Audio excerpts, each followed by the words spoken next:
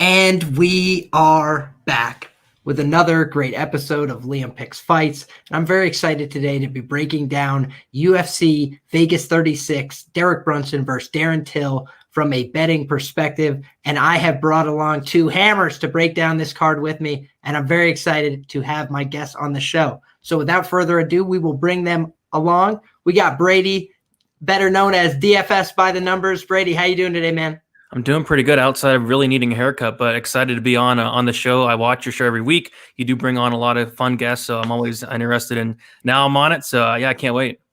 Appreciate it. Yeah, this is the first time we've had you on, man. We're really excited, and I know that you and I are both coming off a tough week, so we're excited to get after it this week and see if we can, come back strong for this card. And I know that Andrew's feeling the exact same way, so we'll bring him in as well. MMA Knockout Bets. You know him. You love him. He's a returning friend of the show. How you doing today? What's up, fellas? How's it going? Liam, thanks for having me, man.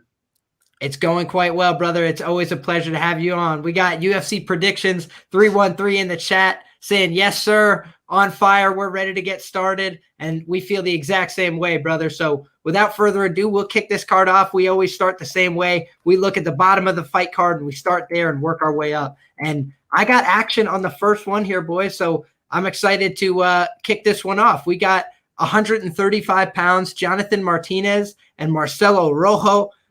Man, this is a pretty exciting looking matchup on paper, in my opinion. You got two guys who both like to come out there and strike. One guy who's a little bit reckless, aggressive, likes to come forward, likes to swing bombs, likes to throw everything with full power. And then another guy who likes to snipe a little bit, likes to pick you apart, doesn't really look for the early finish, likes to develop a striking game plan over time. But he also got caught, a little lackadaisical in his last performance against Davey Grant, one of my favorite guys in the UFC, just a fun banger who comes to go to war every time. So I think that this should be a fun fight, and I'll kick it over to Brady first. How do you feel about this matchup, my man? Yeah, I feel like it's going to be a great fight to start off the card. You mentioned Rojo, very reckless, very exciting fighter, 88% finish rate. He seems like a killer be killed fighter. He's going to go out there, he's going to fight for your money, he's going to throw bombs, and he is very, very hard. How I attacked this fight was the fight doesn't go to decision. I think both guys are capable of finishing, whether it is Rojo getting on the inside, landing a big shot, or Martinez finding a nice counter. So I did play the fight doesn't go to decision at plus 108, 1 unit on it. I think either Rojo can find the finish or, possibly get finished himself. Rojo seems very hittable, like you said, very reckless. So I see somebody getting caught here. In terms of a pick, I went with Rojo in terms of a pick, but I'm more confident in there being violence in this fight. I think someone's going to sleep to start the first fight of the night. Man, I would tend to agree with you. I think that this is very likely that somebody could go to sleep in this matchup. So I do not think that that's a bad way to target this from a betting perspective. Andrew, how do you feel about this fight? Yeah, so I think the fight doesn't go the distance is a pretty good angle. I haven't played anything on the fight yet. I'm picking Rojo to win. I like that he's back down at 135 pounds. I know his first fight in the UFC was up at 145 with Jourdain, who is also on this card. Pretty good fight that was. Rojo looked good early, slowed down a little late. You could maybe attribute some of that to it being short notice. Maybe he blew his load a little bit early, but I kind of slightly favor Rojo in this matchup because I think Martinez does best when fighters stay at range with him, kind of give him that kickboxing match. But I kind of think Rojo, at least early, will have some success crashing the pocket and keeping Martinez on backpedaling on that back foot where he can't really set and throw kicks. So pick is Rojo, not super confident. Like I said, I think I trust Martinez a little more down the stretch in that third round. But I think there's a good shot that Rojo does some damage early. And to Brady's point, I could see either one of these guys finishing the fight. Yeah, I get the angle that both of you guys are coming from. I'm going to end up on the Jonathan Martinez side here, 1 unit at minus 155. And the reason that I took that bet was because I rewatched that Charles Jourdain fight, man. And every time that Charles Jourdain goes to unload with those kicks, he blocks it on the forearms. And I think it kind of deadened his forearms and made it so he wasn't really able to land with much power, because he had a bunch of times when he had lined him up for shots and just didn't seem to do that much damage when he was landing them. And so, I think Rojo probably going to have a little bit of a better showing here. I do think it's better for him to be at this weight. And my only concern about Martinez in this spot is that his durability it's just I'm a little concerned about his durability and the fact that he eats linear attacks up the middle sometimes, like uppercuts, straight punches. He just sees them and gets hit by them anyway for whatever reason. Can't get his head out of the way. And that's a concern for me. But overall, I think that because he's in that southpaw stance, I think he's going to be landing a lot of those open side kicks. I think he's going to be able to hit him to the body and the arms and deaden it. And I think that he's got a pretty decent chance of putting him away down the stretch. I do like his cardio better. I like his finishing instincts. I don't like the fact that Rojo gets finished down the stretch in a lot of his fights. And, Jonathan Martinez, I feel like may have a grappling advantage in this fight. He doesn't go to it all that often, but when he does, pull somebody to the mat, he's able to get pretty good control positions and land ground and pound. And I think that if he's able to do that in this spot, it might be part of a winning an altogether package for winning this fight. I don't know that he could win every round on the feet dealing with that pressure, but I think if he mixes up the martial arts a little bit, he can find a win in this fight down the stretch a number of different ways. And I think he could win a decision here as well. So I'm going to back him on the money line. I'm not going crazy. It's not a huge bet, but 1 unit minus 155. And I feel like he's got a pretty clear couple paths to victory, and I like his level of competition. So that's how I chose to attack that fight. Before we move on to the next one, just want to shout out, we got Monk in the chat. What's up, boys? Appreciate you being here. We got Uncle Weezy in the chat. Great group here. Appreciate you, Uncle Weezy. And he was here last week. Just so everybody's aware, Stat Diggers, Uncle Weezy, Brady here every week. It's like essential viewing. Make sure you're checking that out on Sundays of fight week. It's a great way to get your tape studies started. So just wanted to shout out that program before we move along to the next fight between Dalcha champion Lungiambula and the power bar Marc-Andre Barriualt. This fight's going to take place at 185 pounds. I honestly didn't look into this fight very deeply, boys. It's not a fight that I have a very strong opinion on, so I'll kick it to you first, Brady. What do you feel about this fight? Yeah, first look, I thought I was going to have a bet on Marc-Andre Barriualt. I saw him at minus 140, but after, digging into it a little bit more, I thought that, Dalcha could have some success early.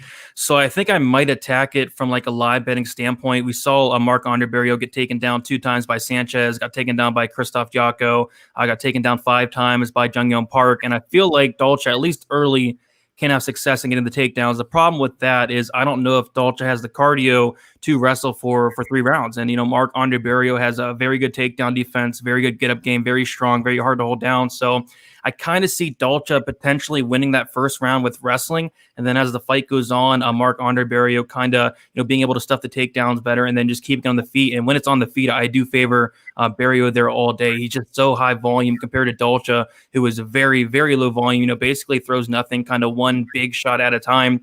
I also like how durable Marc-Andre Barriualt is well, never been knocked out, a very good chin on him. So for me, I kind of stay away from the money line. It's now, I think, like minus 160. I think I might live bet Barriualt when it does get to the second round. I don't think Dalcha finishes him. But outside of that, I don't really like many spots in this fight. I'm going to pass. But yeah, in terms of live betting, I am looking at to live bet Marc-Andre Barriualt. I think the third round knockout prop is live as well. I think I saw it at plus 1,200 or plus 1,400 on FanDuel. I think on Bet Online it was like plus 600. But yeah, I might either sprinkle the third round prop or just live bet Barriualt. But yeah, it's a close fight at least early, I think. Fair enough. And how do you feel about this fight, Andrew? Yeah, so I think all good things I've heard so far. I actually I bet on both these guys in their last fight. I bet Barriualt against Azaitar pretty big, and I bet Dalcha in his last fight as well. Funny story real quick. Before that last Dalcha fight, I actually had a dream that he knocked his opponent out the day before the fight. And so I was like, all right, I'm a degenerate gambler if I'm having dreams about fucking Dalcha Lungiambula or whatever his name is knocking some guy out. It was remember that was a Wednesday fight card in January? Yep. I woke up that morning and was I think I had 2 or 3 units on him. I woke up that morning do I keep going? I had Jesus came to me in a dream and was telling me that Dalcha's gonna win this fight. But now it's a little funny tidbit. I agree with everything Brady said. I mean, again, kind of like the Martinez Rojo fight. I trust Barriualt down the stretch more cardio wise. Dalcha doesn't really throw any volume, but his power is freakish. He's kind of a freak athlete if you look at his explosiveness. he has that wrestling path as well. I don't really know how consistently he could take and hold Barriualt down. Maybe in the beginning, I think he could have some success with it, but ultimately, I'm probably going to pass in this fight. I don't hate that Barriualt round 3 prop, and it's hard too because normally if you get a guy like Dalcha who's explosive and doesn't throw volume but hits really hard, like you could take a pop on his inside the distance line, but because of his wrestling path, you can't really do that because if he wrestles, he's not going to submit Barriualt. He's not going to TKO him on the ground, so it's kind of a little bit of a tricky spot. I'm most likely going to stay away though. That makes sense to me. And I'm looking now just at best fight odds, and it looks like most places are hanging a pretty short price on Dalcha, not offering great underdog odds. So I wouldn't see a real reason to play Dalcha given his limited paths. And then on the other side, Barriualt, I think, is probably the rightful side here, but you're laying 60% already on him. So unless you have maybe from a prop perspective, Barriualt by decision, I feel like is probably the most likely outcome here. But, I'm probably going to pass on this fight overall. And given the amount of research I've done on it so far, I would trust their opinion on this more than me because I did not go very deep on that one, folks. All right, moving right along. We've got a fight that I did like from a betting perspective. I haven't touched it yet, but I find it interesting. Charles Jourdain and Julian Erosa. I'm seeing now catch weight of 150 on Tapology. Is that correct? Yeah. I didn't know that. Okay. I did not know that either. I thought it was 145. Erosa's coming in on short notice, so they're taking it at catch weight. Okay. That makes sense to me. Man. That's a little trickier because I already thought that Erosa was going to be, a good bit bigger. Now he's going to be a pretty decent chunk bigger and not have to suffer as much to make the weight. That's interesting. But I guess we'll kick it over to Andrew first because we keep having Brady lead. We'll mix it up a little bit. How do you feel about this one, Andrew? Yeah, so I think from a fan perspective, this is a pretty fun fight. Usually both these guys are worth tuning into. I think it has banger potential. I think it has knockout potential. Erosa is pretty hittable. He's good cardio.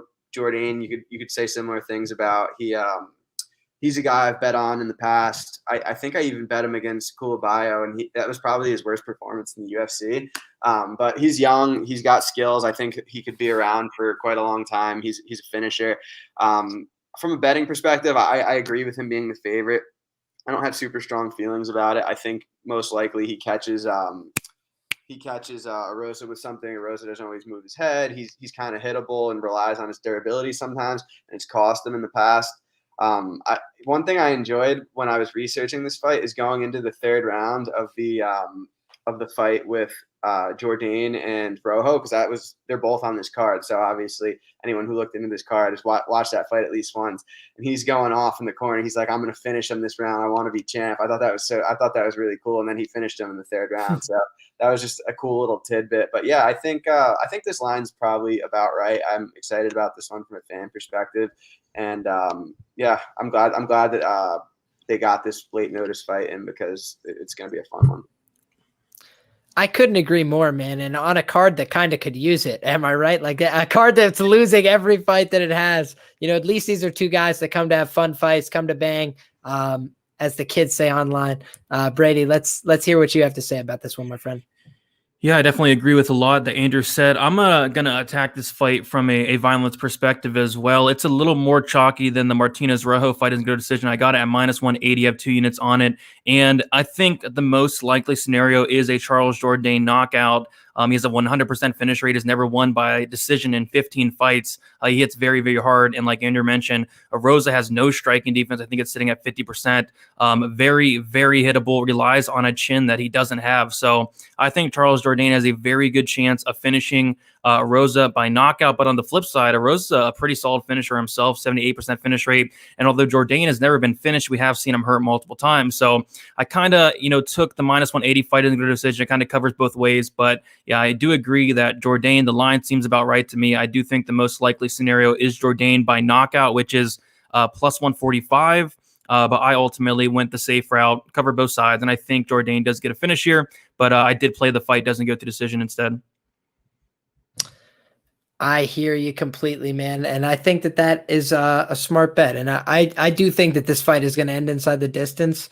I think that Charles Jourdain is going to find a finish in this fight. And the reason being is multifaceted, but I agree. Charles Jourdain, very violent guy. I liked his attitude in the last fight. Doesn't want to settle for a decision, wants to find a finish. And, his corner, I thought, was making him think that that fight was a little closer than it was. I kind of thought he was running away with it a little bit.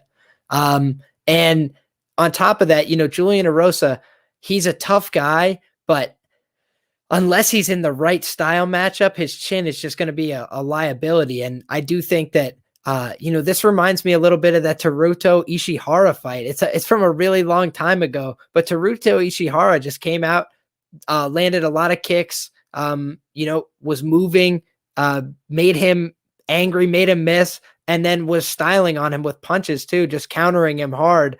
And I feel like we could see a similar performance out of Charles Jourdain here. I think the UFC sees a future with Charles Jourdain. He's 25, 26 years old, like Andrew said. And, this is a guy who's on his second run in the UFC, has already lost this UFC opportunity once, and now he gets knocked out by Sung Woo Choi. I think that the UFC is like trying to push him back out of the organization. You know what I mean? Like another chance, couple wins, feel good story. And now any prospect that we see in the division that we want to have a future with, we're going to try and feed you to them. That's what I would imagine his use for the organization will be. And maybe he sneaks this win.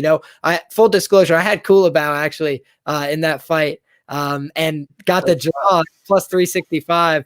But I think that Jourdain is getting better. I think that he surprised me in that fight with his ability to stay with that pace and everything else. I think his cardio is getting better, and he comes from that TKO scene, so everybody wants to fade him and think he's bad. But I actually think he's a pretty decent prospect. I think he's the best TKO prospect I've seen in a while.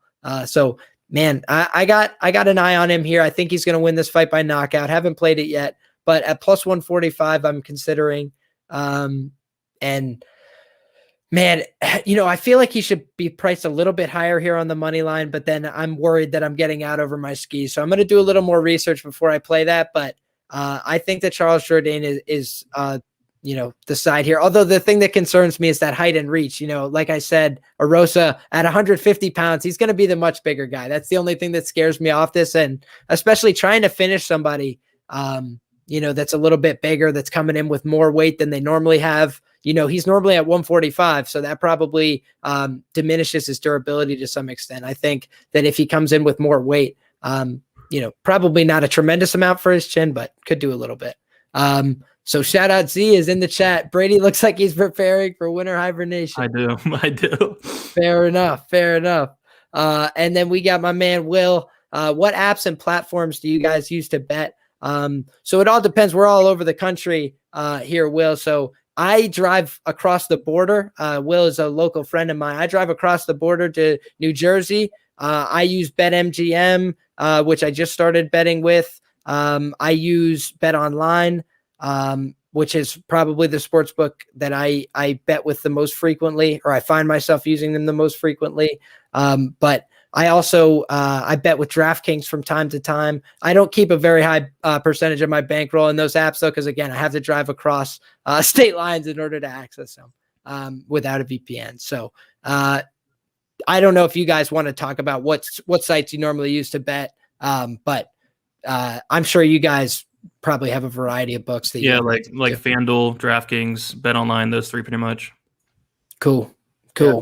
I'm actually on 10 different books. So I try to, I'm huge. I'm one of those people that like price. If there's the best price out there, I want it. So I have, I could go all day. I'm in the same situation as Liam. I live in New York City, so I can't use FanDuel, DraftKings, BetMGM. I actually got banned from BetMGM, but that's a different story. But I like you would have to go somewhere or have, in theory, not that I do this, would have to have someone place the bets for me and other books. But I use pretty much any book out there. I like book. The way I see it is if you're a big bettor, I think bookmakers the way to go. If you're kind of trying to snipe opening lines and don't really mind low limits, I think Bet Online is a good way to go. And I think the best book for props is probably FanDuel. So I'm signing over here. Oh, that's me. No, you're good. I was just gonna say, so if you're a big bettor, bookmaker, if you're trying to snipe early lines, don't mind low limits, bet online, props, FanDuel would be my advice. Well, there you go. Now you got a bunch of good options, and you got a bunch of different ways to handle going about doing it. You got a few different strategies to approach it. And I think that that's what he's looking for. So appreciate you boys sharing that information, and we can continue moving along this card. We've got 135 pounds, one of my favorite prospects in the UFC, Jack Shore, taking on Liudvik Sholinian, I believe of Ultimate Fighter fame. Yep. I think I watched one of his fights that he did not look so good in, but I don't remember much about him. I do think that Jack Shore should probably walk over him based on what I know about Jack Shore, but I haven't bet anything because the line is absolutely steamed. And on top of that, I don't know how much value you could extract from a minus 550 in this situation. I believe this fight was put together on short notice, which that normally doesn't look as clean as a fight where somebody has a longer time to establish a game plan. So we'll kick it over to you, Brady, first. How do you feel about this? Yeah, so I have a 5-unit bet on Shore at minus 385. And the reason I did that was because I'm trying to stay away from the parlays first and foremost. But secondly, I thought the line was actually off. And I kind of figured that Shore would close around minus 550, minus 600. And we do see him now at minus 600 on Bet Online. But yeah, I wish I had Bet MGM because they opened short like minus 275. But anyway, yeah, 5-unit bet here. I'm just really confident in Shore here. I think he has, Sholinian covered pretty much everywhere. And I dug into this fight pretty deep just to make, Shore that I wanted to have this big bet. And he has them covered in the striking and the wrestling and the grappling. Basically everything that Sholinian does, Shore does, a lot better competition. And what I like about Shore is great takedown defense, 100% takedown defense. Was able to stuff 6 takedowns from Hunter Azure, who's a really good wrestler. But I think, an even bigger advantage is going to be on the feet here. Watching tape on Sholinian, just, very hittable on the feet, fights with his hands down, comes forward and, throws no volume at all. So, outside of I just don't really see where Sholinian wins this fight outside of, I really can't make a case. I mean, he's going to be, at a disadvantage in the striking and the wrestling and the grappling. Sholinian's not a knockout threat, has maybe 1 knockout on his record. So, and then on top of that, he's coming in on short notice. Shore was supposed to fight, I think, Syed Nurmagomedov, and then he was supposed to fight another undefeated prospect, and now he's going against Sholinian. I mean, fighting Jack Shore in general is very tough, and then factoring in the short notice aspect, I think it's going to be a tough night for Sholinian here. So I like Jack Shore, 30-27 decision, or I can even see like a finish late. But, I'm not going to have a ton of action on this card in terms of volume of bets, but I felt like I needed to, lay the wood with Shore here. That makes sense to me. And, you've already done your job as far as I'm concerned. You already beat that number by a tremendous amount. So seems like you locked in a good play, and that makes sense to me. Andrew, how do you feel about this fight? Yeah, I pretty much agree. I think Shore probably finds a submission here.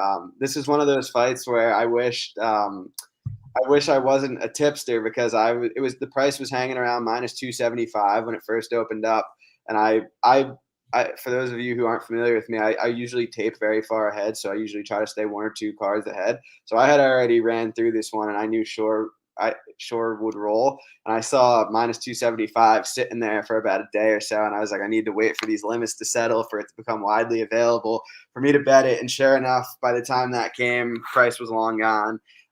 So I have nothing on it right now, but I think I'll probably end up on Shore submission, Shore inside distance. I don't think this guy's UFC level. He's pretty one-dimensional, has that wrestling background, but doesn't really translate to the cage great. I think as an MMA grappler, opposed to just like a singlet wrestling match, Shore definitely has the upside. Same with the striking. I think he should have him covered everywhere here. Well, makes sense to me. And as a minus 550 favorite, he probably should.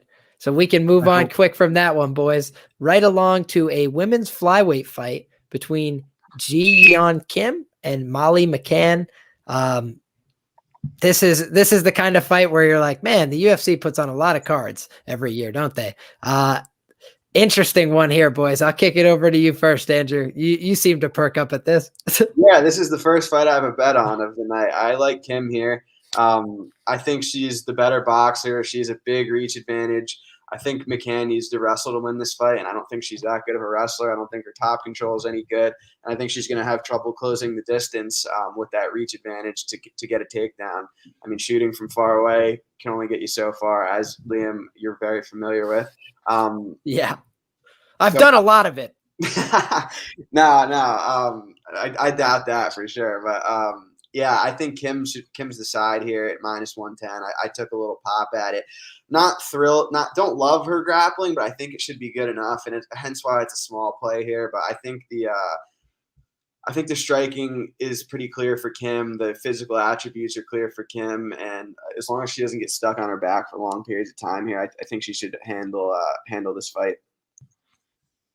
Sounds good to me. I was kind of looking at the physical advantages and thinking to myself she would have a huge advantage, but because the line's been staying relatively stagnant towards that pick'em price, let me see what it is currently in case I'm dating myself. But yeah, no, -112 on Molly McCann, -108 on GE on Kim on Bet Online. So yeah, it's basically an even pick'em here. Brady, how do you feel about this?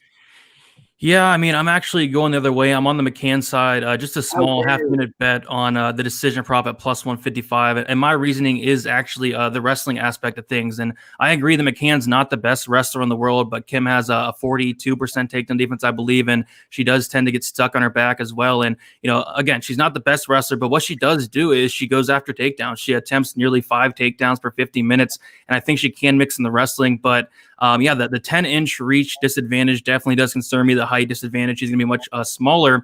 But you kind of take a look at who McCann's losing to thus far in the UFC. Laura Procopio, grappler, took her down 7 times. Tyler Santos, grappler, took her down 5 times. Jillian Robertson, grappler, took her down 2 times and subbed her there. So McCann has only lost to grapplers thus far in the UFC. So I feel like she can kind of change the script and be the grappler, be the wrestler in this fight, get this fight down to the mat, as much as possible, get control time and win minutes. But again, not overly confident. Just a small play decision prop there. I think she can win minutes with takedowns, but on the feet, the reach does concern me.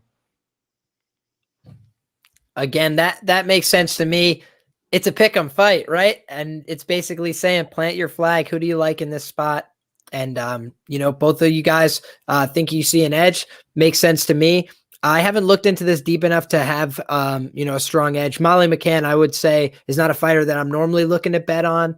By and large, I'm not familiar with the other ladies' work very, very well. I can't remember it off the top of my head, and I haven't gone back to tape that fight. So that's how I feel about that one, boys. It was one that I looked at a raw pick'em, and I was like, man, no big underdog.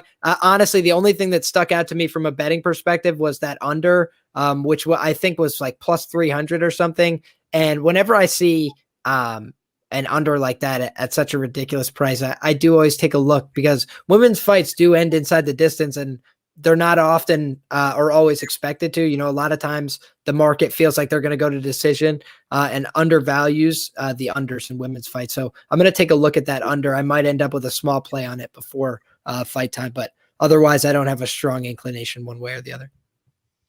I think in general you're right about that with the women's fights. There was a period of time, I don't know how long you guys have kind of been diehard into MMA betting, but a few years back, I want to say it was like 2018, there was like this huge trend where everyone in this space was just like playing goes to decision and the over in every single women's fight. And it was like they were parlaying it, playing it straight up to like -400, -500. And it would hit at a decent rate, because think about it, -400 usually hit. And then it made for some really good opportunities in terms of like women's fights unders. But there was a weird trend towards, I want to say it was like the end of 2018 was when it was really popular, where it was just like every women's fight, it was like bet goes to decision, bet the over. And it ended up putting some good spots up there, but it doesn't happen as much anymore. I think people kind of started to catch on. And I was on the under in the Aldrich fight last week for the same principle when it was +245. And, did it end inside the distance? No. Was that the fault of, like basically it was just a lack of effort and output rather than, an inability to finish that fight. I thought that the skill gap was clear. So, granted, this is a pick'em fight. It's expected to be more competitive, but I think that because it's such a a dichotomous fight. Either the fight ends up on the feet and one girl has, a huge reach advantage and probably picks her apart and boxes her face off, or conversely, she gets the takedowns, able to get control, maybe get a submission if she's on top for extended periods of time. So well enough. I'm probably going to take a look at that plus 300 under 2.5 rounds. I'm sorry, Z, who says, Liam, you brought up Aldrich. I'm leaving. Well, Z, I could tell you, I will kick this right along. We will not stick around this fight for too much longer. All I will say as we transition here is please go ahead and give this video a like. Go ahead, get subscribed to the channel. Tell a friend about this. We do this every week. We bring on, a rotating cast of very intelligent cappers to help break down these cards. So really appreciate when you guys support the show. It means a lot. And we will move right along with that. We've got a fight that a lot of people have been staking a flag on. Paddy Pimblett, Luigi Vendramini, 155 pounds. And this should be a fun fight. I'm expecting a pretty decent showing here. I think that this is going to be fun, man. I can't believe that, Luigi Vendramini took on Elizeu Zaleski dos Santos. When you look at the size of those two guys, he looks so small for 170 pounds, but he didn't look out of sorts in that fight. He had a couple decent opportunities and was able to make things happen. And then I was on Fares Ziam last time, and he had me sweating that fight down the end in that third round, and I was kind of thinking it was a crapshoot when it went to decision. I bet it at around a pick'em price, and I was like, well, I don't know if I got any value on that. It seemed like it was about a pick'em fight. So now he's coming in here, and the line that's currently hanging is a plus money figure, plus 125 for Luigi Vendramini, minus 145 for Paddy the Baddy. We'll kick it to you first, Brady. How do you feel about this fight, man? I don't have a great read on this fight, but my read kind of is, man, this fight's going to be so good. Two legit black belts, two great guys that I'm big on. I really do like Luigi, although he did, drop the ball a little bit in his last performance against Ziam. Kind of took a while to get started. Waited to the third round for some reason, which was weird because prior to that against Justin Ayari, he started very hot. So I'm curious to see how he does attack this fight. And then Paddy, obviously somebody that a lot of people are looking forward to. So yeah, two guys that I'm really looking forward to see. And it's such a tough fight to call because I do have a lot of question marks. Obviously, Paddy's going to be making his UFC debut. Luigi has that UFC experience. But I guess what kind of stuck out to me is just, the lack of ability to get it down to the mat in terms of Luigi. 8% takedown accuracy, really struggled to get, Ziam down, which, typically doesn't have the best takedown defense. I think he's like 1 for 16 on takedowns. So, I kind of think that Paddy has a better chance of getting it down to the mat, getting on top. But with that said, haven't really seen much of Luigi's takedown defense. So, how do we really know that? On the feet, I don't know. I mean, I guess I favor Luigi Vendramini just by a little bit. He does come forward. He throws bombs, has a lot of knockouts on his record as well. It's a tough fight. In terms of a pick, I guess I'll go Paddy, but man, this is such a tough fight to call. Can you guys help me out with it? Because I really have no clue what's going to happen, but I do know it's going to be one of the more exciting fights on the card. Andrew, we'll kick it to you, my man. Save him. What do you think? You got a clear read? Nah, I wish I had a stronger take here. I thought going into tape I would really like Vendramini. And if you put a gun to my head and said you had to put a bet on this fight, I think he's the side. I bet Soren Bach against Paddy. I think that was like in 2018, I want to say, in Cage Warriors, I think it was. And he pretty much beat him most of the way through. But there was one point in time where Paddy had his back and had a rear naked choke in so deep. And I was like, wow, I actually might lose this bet. But yeah, Paddy, I don't know. I don't think he's like too special of a talent. I think the time where I think there's going to be a good spot if he wins this fight to fade him in the UFC against the right competition. He's a bit of a can crusher. I don't think his striking is very good. He's a good offensive grappler. I got to give him that, but I don't think his wrestling's anything special. It's decent. It's fine, but I think he's going to run into some matchups that are going to be really tough for him. And I thought going into this fight when I was researching it, I thought that this might be one of those matchups, and it might, but I don't feel a strong conviction for it. I think Vendramini is the side. I think he's a better striker. I think I might give Paddy a little edge in the grappling, but not a huge one. But again, like I don't have this strong conviction. I don't think the under is a bad spot here either. I think both guys probably lie for a finish just by the way they fight. That would tend to make sense to me. Man, I would think that this is a dog or pass spot, but I, number one, haven't put any money behind that opinion. And number two, I'm a little questionable. I feel like this is a prove it spot for Paddy Pimblett. You know, that's why I don't think you could bet on him here. Number one, he's just been a little inactive. He doesn't fight very often. And I think that at 155 pounds, you know, did they find him a small enough opponent here that he might be able to get by? Yes. But I don't know. I feel like he might be just undersized at 155 for the UFC level. And I don't know that his striking's anything to write home about. I feel like Vendramini is kind of a tough guy. You know, he's a tough guy to support in some ways too. You know, that Yeon fight, it just left a little bit desired in terms of game planning. I feel like he didn't know how to approach that fight. And he was sort of formless until the third round, like just left a little bit to be desired. I feel like this is a fight that I'm going to end up passing on completely. Although, you know, like Andrew said, I want an opportunity to fade Paddy. I just don't think that this is the right one. At the current price, you know, I think if the line continues to go up, I might get involved, but I feel like people saw the plus 130 and plus 135 and already took advantage of that. And now when it gets down to plus 125, you know, that might be closer to accurate. You know, Paddy might deserve to be a slight favorite here, but minus 150, you know, 60% range. I just think that that's not justified given that he hasn't really performed that high at this level. So I'm interested to see how he does though, because he has been taking a bunch of time to train. So, you know, maybe he's getting better. That's the other thing. Theoretically, he's been getting better. So I'm interested to see that fight. Like Brady said, I think it should be a lot of fun. And I think Andrew's onto something that the fight could end under 2.5 rounds. Both guys kind of crazy looking for the finish. Wild men type fight. You know, we got Monk in here saying dog or pass. Can't bet on a dude named Paddy the Baddy.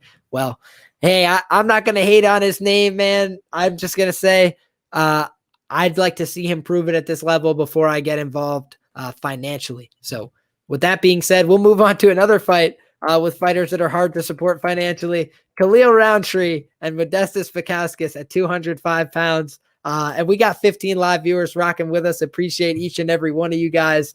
Brady, how do you feel about this fight, my man? Yeah, you can't trust Khalil Rountree. I think he screwed a ton of people last time in his awful performance against Marcin Prachnio, where everybody expected him to knock out Prachnio in the first round. Prachnio had been knocked out in the first round. I think all 3 of his UFC fights. I believe I had the under 1.5 rounds, and I also had a little sprinkle of Rountree in the first round.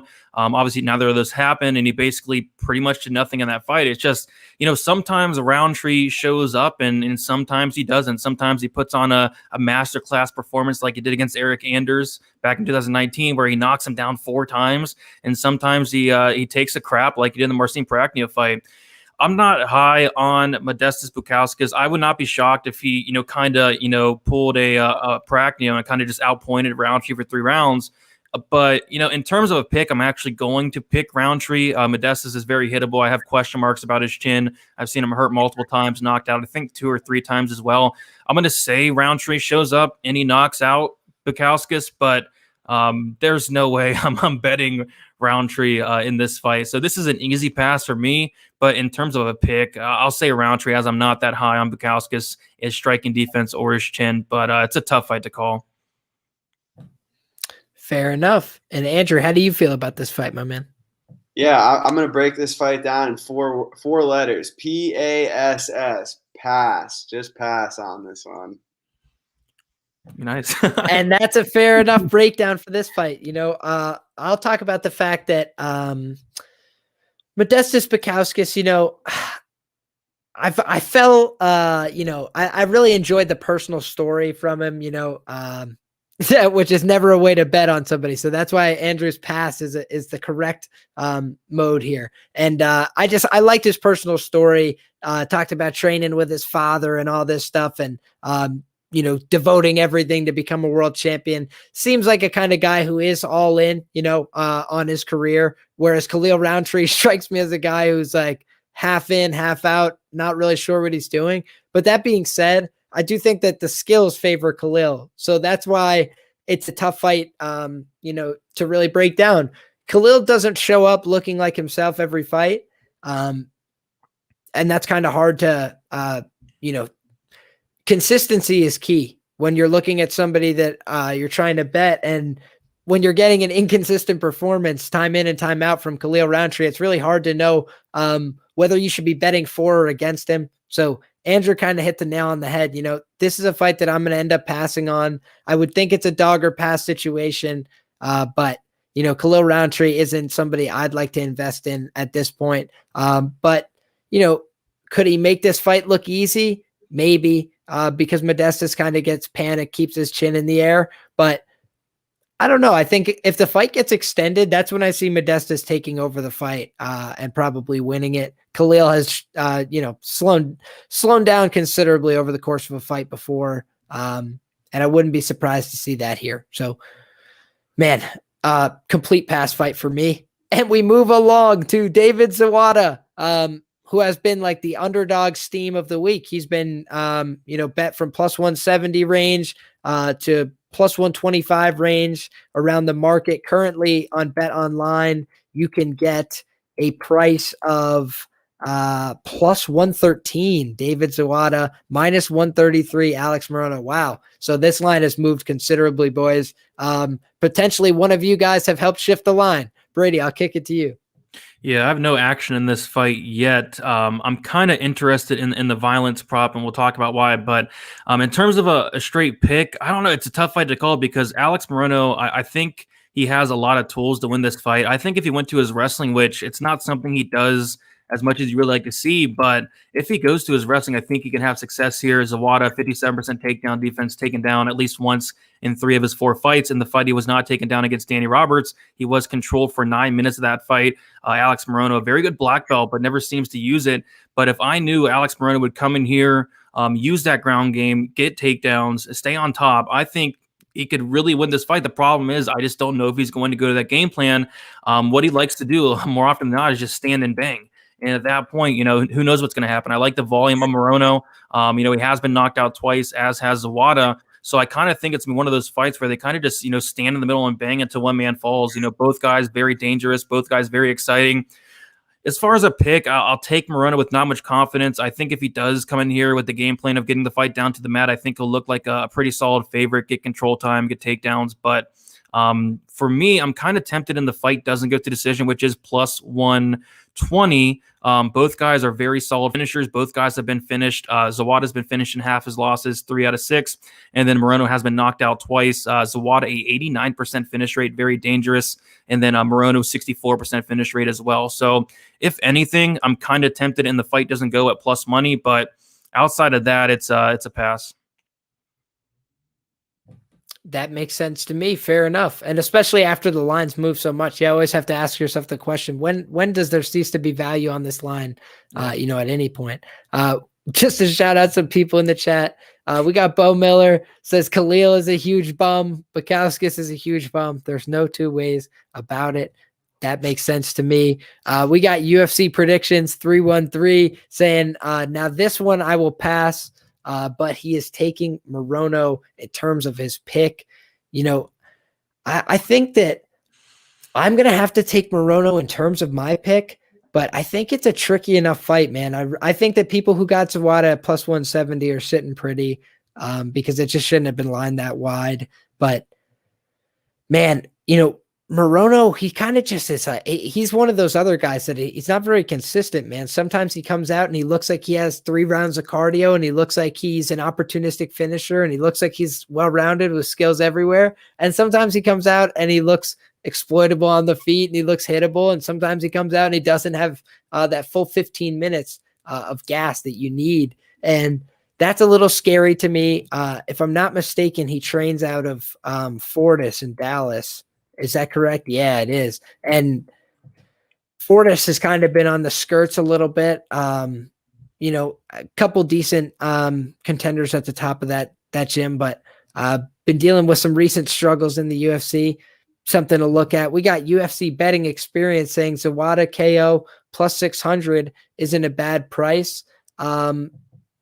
Maybe. I have certainly seen Alex Morono get flatlined, but that was by Chaos Williams, man. Chaos hits like a truck. He's done that to a lot of people.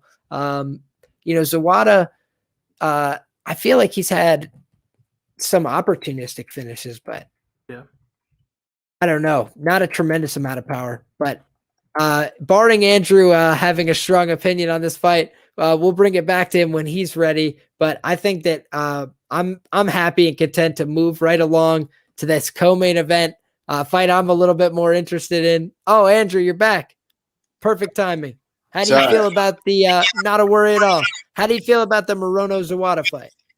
I kind of think that earlier I was thinking about that Zawada line. I thought there might be value, but I kind of held off too long, and now the price has come in, so I'm probably going to pass. But I think it's a close fight. I didn't really understand why the UFC gave Morono the Pettis and the Cerrone fights. Like, they should have given that to some prospect who, like, what are you trying to do? Build Morono? He's like an average UFC guy. They should have given that fight to someone who could really build off it. Like, those were, in my opinion, at the time, were both pretty toss-up fights. And it's like Morono's kind of one of those, just like one of the boys in the back, so to speak. So I think that was a mistake on the UFC's part. I don't really know why they were trying to push him in those spots. But anyway, that's just my little rant about that. Could I give a counter narrative? Sure. I think that they tried to bury Pettis on the way out by giving him a fight nobody cared about with Morono. And then I think that they figured that Morono, when he's at his best, is like a guy who comes out and puts somebody in the way in the first round. And I feel like they were kind of trying to give Cowboy the door. You know, they loved Cowboy, but now that Cowboy can't really win, they're like, the door. You know what, though? I think, wasn't Morono a short notice for Cowboy? Cowboy was supposed to fight someone else. And then, in that case, maybe that's why. Cowboy just takes a fight with anybody. I think the Pettis one, you might be on to something, though. As you were, though. Sorry about that. No. That's my sneaky conspiracy theory. I think you might be on to something with Pettis, but Cerrone, I think it was just whoever was there at the time. Yeah, but I guess all I was saying was I think Zawada was probably the side when he was like plus 150, but I think it's a pass right now. And that is basically the consensus that we had come to. So not a worry there. We can move right along to this co-main event. I think it's a lot of fun, man. I like this one. I actually like this better than the original matchup in a lot of ways. I think it's an interesting fight. We got Tom Aspinall and the polar bear, Sergey Spivak. Man, should be a lot of fun. Heavyweight brawl in the co-main event. And, you got Tom Aspinall, first round finisher, a lot of power in his hands, slick boxing, pretty decent enough footwork for a heavyweight. Not elite, but, or maybe just shy of elite is what I'd say. He's got better than average footwork for a heavyweight.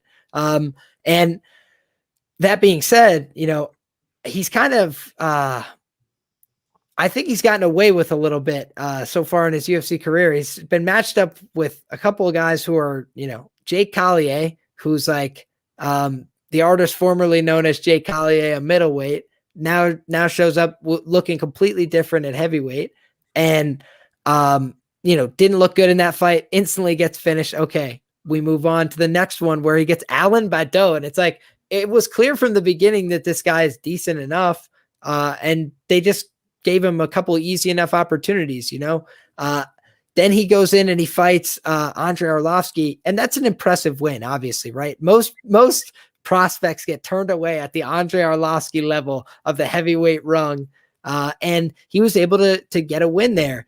And the only thing that scares me is the fact that the urgency he showed at the start of round 2, I don't think it was by accident. I think that was necessary. I think he was feeling his cardio start to diminish. I think he spends a lot of energy in that first round pursuing finishes. And we've seen a few times now, I would argue, in his career where he spends a lot of energy and then has to take like a recharge break.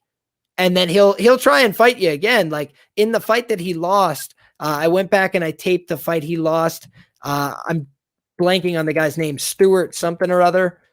Stuart Austin, when he loses that fight, he was like snatching defeat from the jaws of victory, because he basically had done all the work. He reverses position after he's stuck on bottom. He gets on top, starts landing hammers, and then like lost the energy again and gets reversed in the leg lock and gets finished. So it was just a really weird performance where I feel like Aspinall fights in these bursts of aggression where he's got a lot of, pressure and energy. And then I feel like he could spend himself fast. So I have a quarter unit on Sergey Spivak inside the distance at plus 425. And I'm considering adding to his money line. I kind of missed the boat on the money line. It opened minus 300 for Tom Aspinall, plus 240 for Sergey Spivak. And currently Bet Online is hanging minus 250 on Tom Aspinall and plus 210 on Sergey Spivak. So, I didn't get a chance to track it. I put down a half unit on the money line at plus 215, but I'm not going to track that because the price is gone market wide. I'm hoping it goes back up to that so I can track it, but I think that this is a tricky enough fight, man. I'm going to kick it over to Andrew first. Andrew, how do you feel about this heavyweight co-main event? Yeah, so I know Spivak's a popular dog this week, and I get the angle, but I usually would be on the Spivak side in this type of fight, but I do buy into the Aspinall hype. I think he's really good, and I think heavyweight just kind of being a weak division, I think that Aspinall will do pretty well here. I think he looked good against Arlovsky, who's a guy that a lot of these heavyweights that get the push, they throw him against Arlovsky and they don't look good. I feel like that's a pretty good test to pass. I'll give you an example. Tanner Bozier was a big favorite over Arlovsky. I hit Arlovsky at plus 300 in that fight, actually, and he didn't pass the Arlovsky test. Hard guy to look good against. Even Chase Sherman, another one who just fought Arlovsky. I was on Arlovsky in that fight, too. I think he was like minus 105 by the time they walked into the cage. But it just goes to show that I think Aspinall is ready for that step up. I think he's going to pass the Spivak test, and I think he has a bright future at heavyweight, being that it's such a shallow weight class. That makes sense to me, man. Well enough. I do see all the upside in Tom Aspinall, but I think it's just a little crazy because I do think that Spivak has similar upside. He's a young guy in this heavyweight division. He's got pretty decent grappling chops, pretty decent wrestling, in my opinion. Granted, he was scared to use it against Alexei Olenek, but I heard people calling that low IQ. I thought that not to say it was a clean performance. Obviously, it wasn't the cleanest performance ever, but I thought that was a high IQ performance. How many guys have we seen idiot themselves into a loss against Alexei Olenek, putting themselves in danger, whereas he was smart enough to wait to go on top until he knew that he was sufficiently death-gassed to not get a submission. So I feel like, we've seen growth and development from Sergey Spivak over the course of his UFC career, whereas Tom Aspinall hasn't really had enough tough challenges to show that development yet. And even against Andre Arlovsky, he was able to find that quick finish. But my question is, how would that fight look if he didn't find that finish at the start of the round two? It's a hypothetical, obviously, but that's just a question I ask myself, because I do think, Andre kind of just got bum rushed and didn't I don't think Andre Arlovsky gets submitted in that spot all that often, unless he gets completely blindsided. What I will say is Aspinall has a great transition to mount. He takes people down and goes right to mount using the double pretty frequently. If he's able to do that to Sergey Spivak, who is a massive man, I'll be really impressed. But I do think he's got some credible skills. Brady, how do you feel? Yeah, it's a tough fight for me. It's dog or pass. Ultimately going to pass here. Just some question marks that are still not answered on the Aspinall side. Going back and watching tape on Aspinall, and remind you, these were fights that were 4, 5, 6 years ago. I saw him get taken down a lot. I didn't really like what I saw in terms of his takedown defense, which is going to be needed here. But again, that was so long ago, you got to assume he's making improvements. But then again, we haven't seen those improvements. So I'm kind of thinking, what happens if Spivak is able to weather the early storm, get it outside of that first round? Because like you mentioned, it looked like Aspinall was slowing down a little bit in that second round, right? And we have never seen Aspinall win a fight over that 1.5 round mark. Actually, the Arlovsky fight was his first win in that second round. So, yeah, I still have a lot of question marks with Aspinall in terms of the takedown defense, enough for me to, definitely not lay the minus 250. And the reason I'm not betting Sergey Spivak here is because of the short notice aspect of the fight. If Sergey Spivak came in here with the full camp, I probably would take him at this price. It's just, it's hard to see him wrestling, a big, 6'5" Aspinall for 3 rounds here and having the cardio to do so. Because in the Oleinik fight, in that 3rd round, it was so weird. It looked like Oleinik was the fresher guy in that 3rd round. So factoring in the short notice aspect of things, yeah, I just can't take the shot on Spivak. He's a very popular dog, and I definitely get why. But I'm going to say that Aspinall does knock him out at some point in time. And even then, like Aspinall, if he does get taken down, like he's not a fish out of water on his back. He is a black belt in BJJ. So I think Aspinall will find the chin at some point. But it's a tough fight. It's a very tough fight. I do not feel confident in this pick, but I'll take Tom Aspinall to win by KO. Even like the props, like I'm not liking any props. I think a lot of people are going to be on that over 1.5 minus 120. I don't know. I think Aspinall could catch him early, late, but I'll go with Aspinall KO, but I don't hate anybody taking a shot on that Sergey Spivak money line.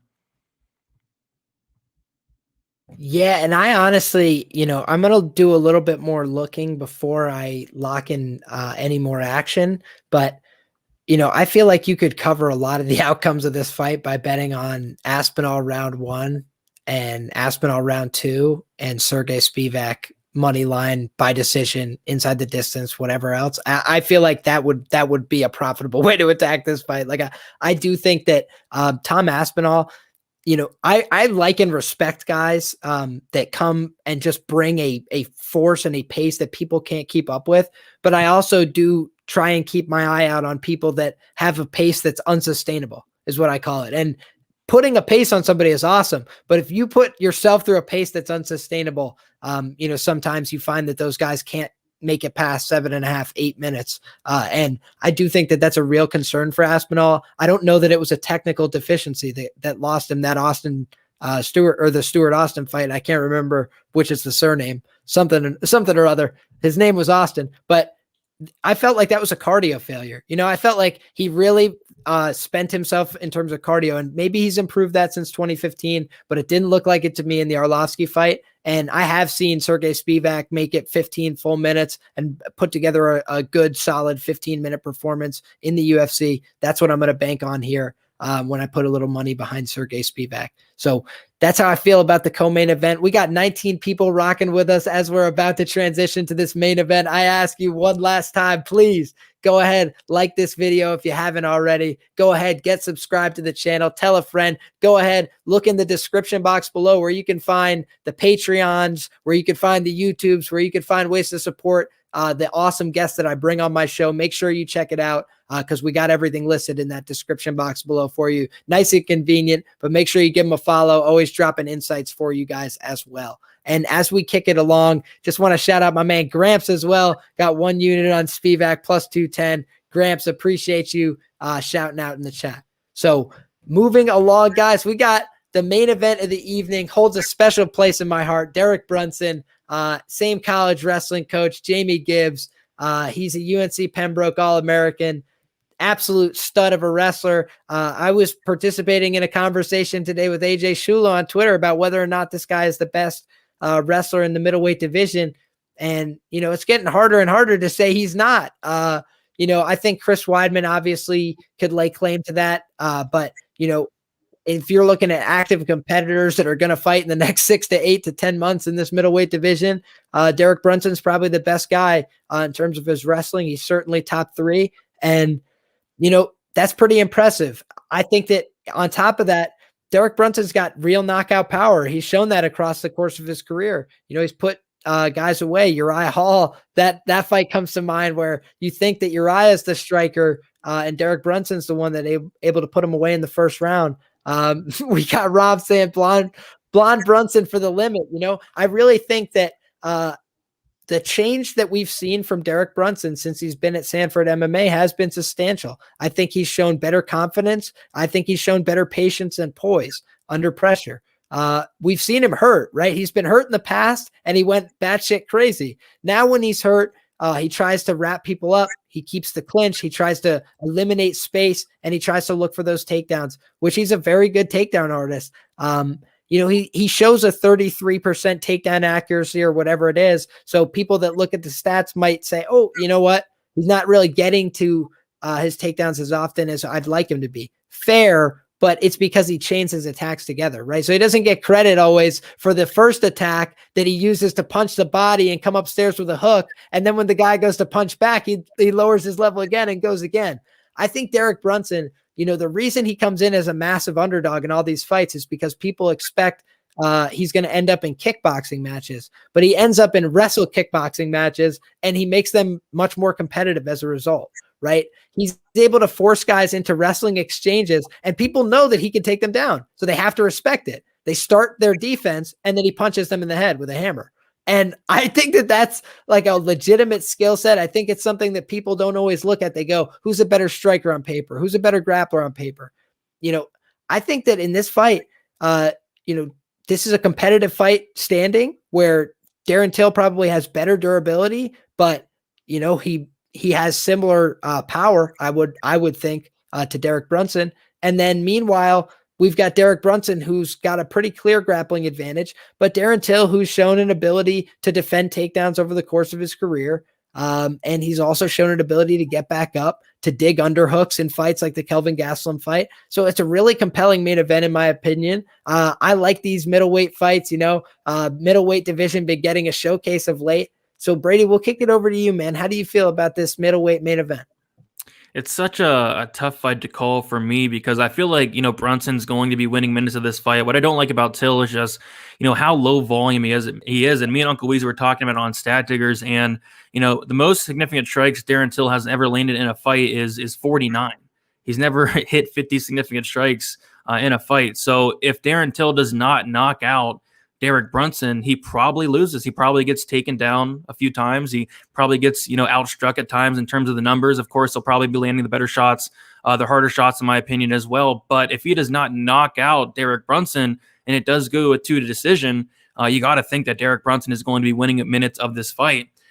The problem I have with Brunson, I think he will be a pretty popular dog, and I get it because he's going to be winning minutes of this fight. The problem I have with Brunson, though, is you take a look at his past 4 performances. Kevin Holland, Edmund Shabazian, Ian Heinisch, and Elias Theodorou, all of those guys don't have the best takedown defense. All those guys have a sub 60% takedown defense.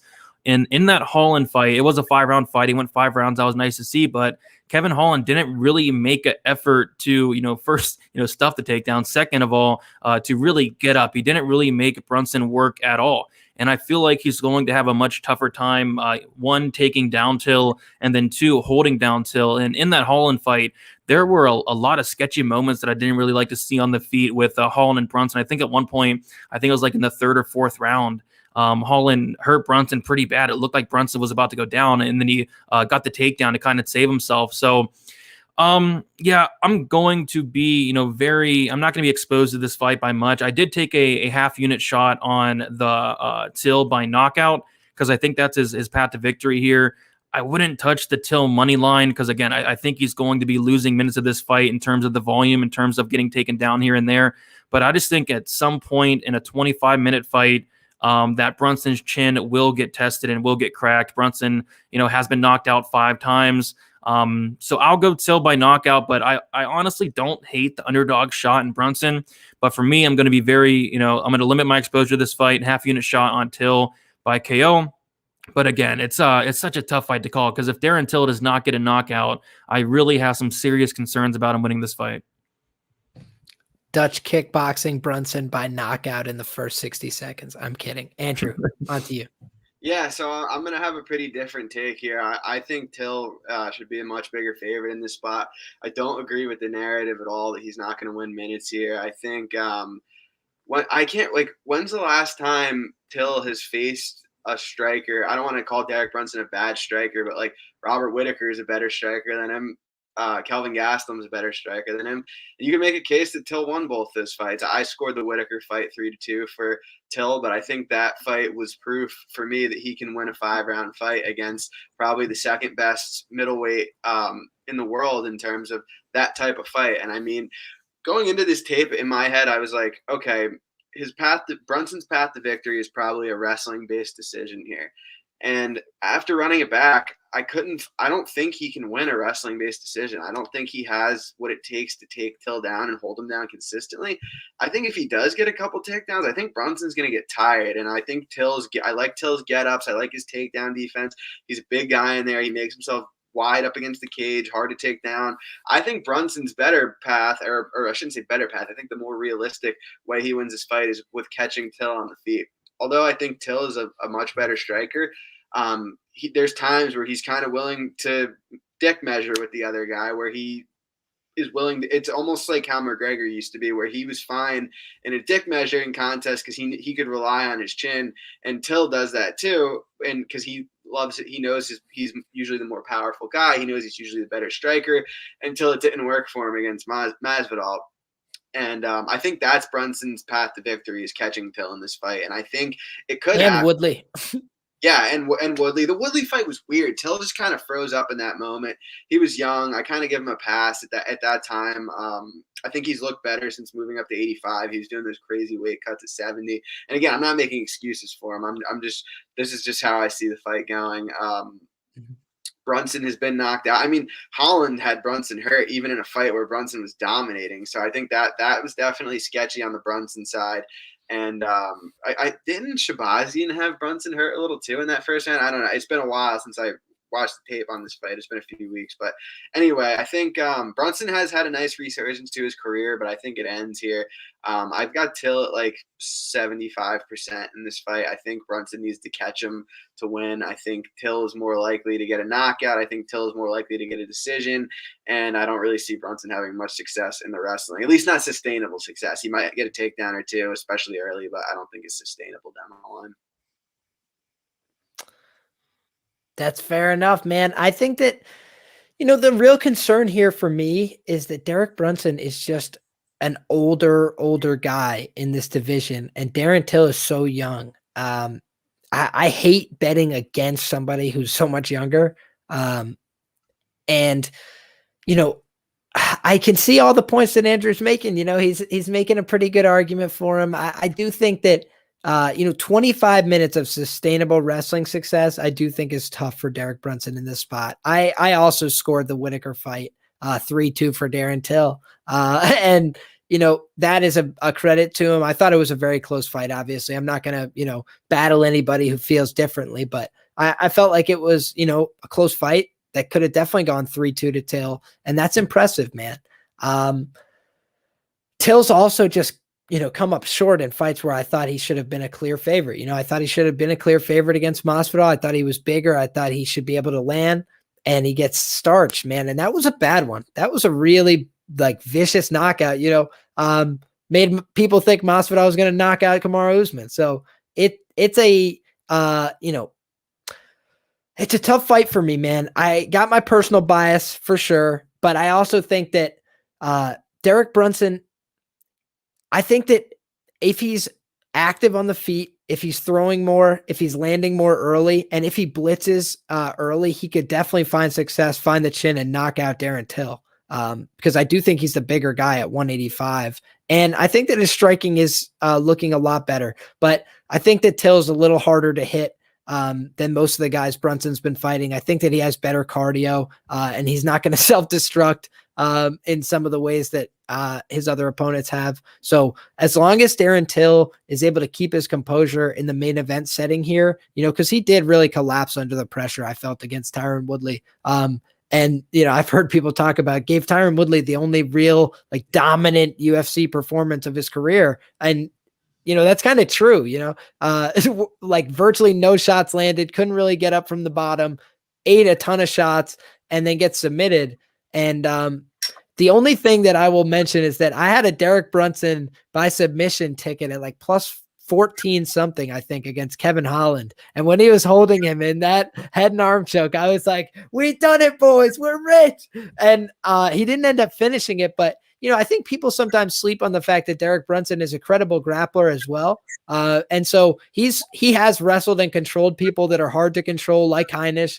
Elias Theodoro did the same kind of thing, who's a low volume outside striker who tries to sneak rounds off you. And, he was able to win those fights close. So I think that Derek Brunson's still live here. I think he still has a chance, but unfortunately for him, I think that he's ultimately going to get caught. I think he's going to be winning this fight and probably get knocked out in a fight he's winning. And that's my ultimate fear here. I'm going to be rooting for Derek Brunson big time because we always root for the Gibbs gang.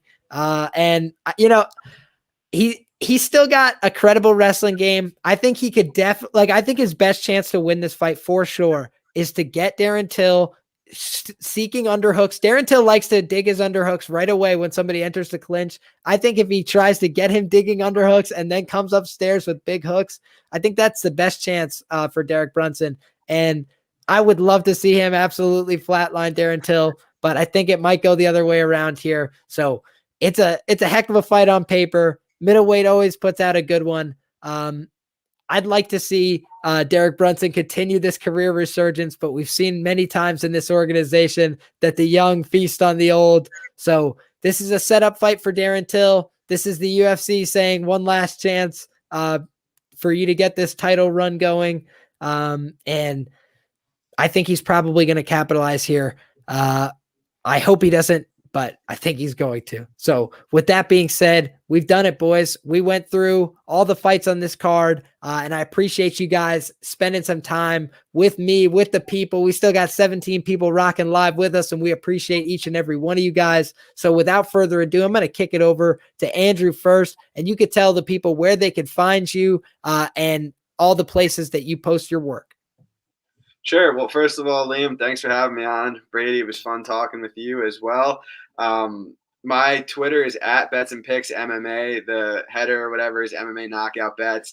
I've been third-party tracked on Bet MMA since January of 2018, so I have about 1,200 bets or so tracked on that site. Recently started a YouTube channel myself, which it's funny because it's usually the opposite order. Usually people start with the breakdowns, then kind of get into betting. I'm kind of experienced and established a little bit in the betting field, but a little newer on the content side. Being able to come on shows like this, I realized that I actually enjoy talking about it in a little bit more detail rather than just kind of giving my picks away and typing up a little breakdown. Absolutely, man, and you're doing a great job at it. Thank you. Oh, no, sorry. Go ahead. I missed what you were saying because I think I buffered a little bit. All I was saying was that I can give personal testimony. The breakdowns you've been doing, very worthwhile. Excellent to watch. A lot of people, free information out there. You should be taking advantage. Very sharp guy with a lot of good takes. And give him that support. Go ahead, subscribe to his channel. Go ahead, give him a follow on Twitter. I'm sure he'd appreciate that. And I appreciate when you show love to the guests that come on the program. Thank you, sir. Absolutely. And Brady, how about you, my friend? You guys can follow your defenders. Yes, breakdown like well and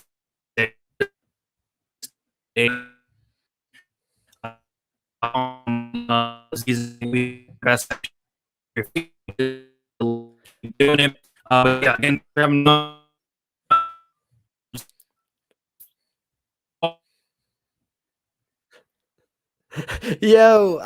so I can no longer hear Brady. Bad time. Hold on one second, Brady. I'm gonna kick you for a second and bring you right back in. What happened? Let's see if we can hear you a little better. It might have been on my end. I just couldn't hear what you were saying. You couldn't hear anything? I could at the beginning, and then it started to fade out. Oh, okay. Basically, Twitter, DFS_numbers, YouTube, DFS by the numbers. I do full card breakdowns, DraftKings breakdowns. I do a live stream Friday after the weigh-ins, and then a new show, me, Uncle Weezy, Z, and Narco Cop. We go live 1 hour prior to the prelims, giving our best bet for each and every fight on the card. And again, thanks for having me on. It was fun chopping up with you guys, and good luck this week. Let's win some money. Absolutely. Really appreciate that. And guys, thank you all for tuning in today. Another great episode of the show. We thank our guests today, Andrew from MMA Knockout Bets, Brady from DFS by the Numbers. Thought it was a great show. Hopefully you guys can take advantage. As you know, you could find me everywhere at Liam Picks Fights, and I release all my bets and everything right before the event. So make sure that you're staying tuned there. Also, I'm going to be writing an article or 2 or 3 for Roto Grinders this week. So as those get posted, you can find those on my Twitter as they drop. Appreciate you guys checking out the show. And until next week, each and every week, it is the good guys. That's us. That's me, Andrew, and Brady, and everybody who's watched this show and who's watching right now. And it's us versus the bookies. So each and every week, appreciate you guys tuning in. Can't wait till we do it all again next week. Come back then. We'll have all the same fun. Until next time, be well, folks. God bless and enjoy those fights.